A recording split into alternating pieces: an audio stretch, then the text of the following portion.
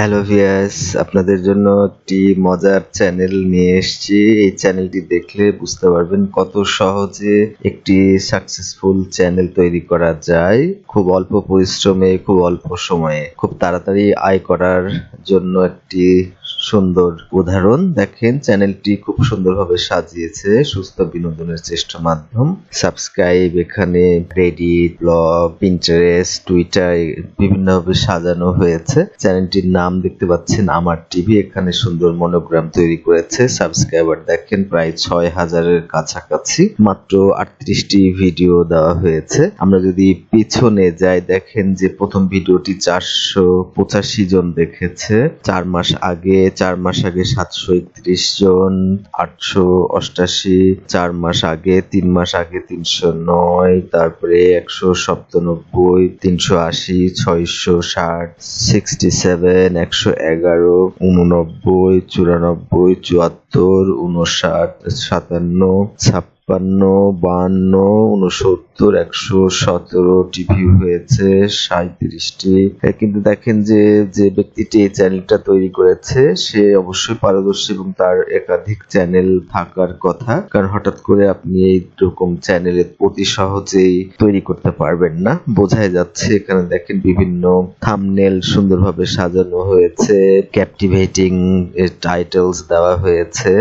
মজার ব্যাপার, হঠাৎ করে দেখেন যে দুর্ঘটনাটি ঘটলো আবরার হত্যা, সেখানে থেকেই এই ব্যক্তিটি তার চ্যানেলটাকে সুন্দর করে ফেলেছে। দেখেন, আগের ভিডিওগুলো তেমন কেউ দেখেনি। এটা ৩ সপ্তাহ আগে, এটাও কিন্তু আবরার হত্যার আগের ঘটনা। তো আবরার হত্যার ঘটনাকে নিয়ে প্রথম ভিডিওটি তৈরি করে ৪ দিন আগে ৩,৬০০ ভিউ হয়েছে। এখানে দেখেন যে এটাতে কম ৫৬০ জন। এখানে ৪ দিন আগে ৭৩২টি, ৪ দিন আগে ৯,৪০০, তারপরে ৩ দিন আগে হঠাৎ করে দেখেন যে ১,২৪,০০০ ভিউ হয়েছে। এবার সরকারকে ধুয়ে দিলেন আসিফ নজরুল। তারপরে রিকশাওয়ালার টাকা পর্যন্ত ছিনতাই করেছে, ১,৬০০ ভিউ হয়েছে। এটি দেখেন, একই বলে বুকের পাটা, ছাত্রলীগের গোষ্ঠী উদ্ধার করে, ১,৬৬,০০০ ভিউ হয়েছে ২ দিন আগে। আর উপরে যায়, এটি দেখেন ৯৪৩, ১৬,০০০, ৩৪,০০০, ৩৮,০০০, ১৫,০০০, ৫০,০০০, ৭,৩০০, ৯,৩০০, ৩,৯০০, ৮,২০০। এটি দেখেন ১৩ ঘন্টা আগে দেওয়া হয়েছে। এটি ২০ ঘন্টা, ২২ ঘন্টা, একদিন আগে, তারপরে একদিন আগে, ২ দিন আগে। দেখেন খুব অল্প সময়ের মধ্যে দিয়ে, তার মানে আসলে প্রথম যে ভিডিওটি থেকে শুরু হয় আবরার হত্যা মামলা থেকে, সেটি ৪ দিন আগে। মূলত আপনি বুঝতে পারছেন চ্যানেলটির কার্যক্রম আসলে ৪ দিন আগে থেকে শুরু হয়েছে। যদিও চ্যানেলটি তৈরি করেছে মে মাসে, কিন্তু তেমন একটা ভিউ ছিল না। হঠাৎ করে আবরার হত্যার চাঞ্চল্যকর ঘটনার পরিপ্রেক্ষিতে এই চ্যানেলটি আসলে ভালো একটা জায়গায় গেছে। আমরা বুঝতেই পারছি যে এই টিভিটি খুলেছে একজন এক্সপার্ট ইউটিউবার। সে হয়তো একটি ডিএসএলআর ক্যামেরা কিনেছে, যেহেতু সে জানে যে আবরার হত্যার মামলা নিয়ে অনেক তোলপাড় হচ্ছে। সে কারণে সে হয়তো ঢাকা বিশ্ববিদ্যালয়ের বুয়েটে ঘোরাফেরা করেছে। যখন যে বক্তব্য দিয়েছে সেই বক্তব্যগুলো ডিএসএলআর ক্যামেরা দিয়ে ধারণ করেছে, একটু বাসায় এডিট করেছে এবং বিশেষ করে থাম্বনেল গুলো সুন্দর করে তৈরি করেছে। টাইটেল গুলো খুবই হিপনোটিক, ক্যাপটিভেটিং টাইটেল দিয়েছে।